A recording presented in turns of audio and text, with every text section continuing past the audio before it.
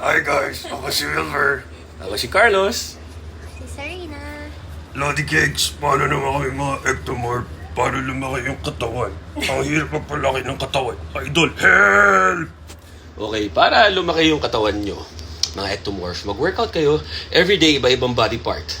And then, kain tayo ng mga pagkain rich in protein. Puro protein, and then carbs before and after sa inyong workout. So yun, ang mga foods rich in protein, chicken breast, egg white, lean meat, tuna, salmon. Yan. Carbs, pwede kayo magkanin before and after. Yan. And then tingnan nyo, after 2 weeks, kung muscles yung nag-gain or parang nagbo-bloat kayo or taba. Pag nagbo-bloat or parang taba, lumalaki yung chan, sobra kayo sa calories, bawasan nyo yung carbs, iwan nyo lang yung protein.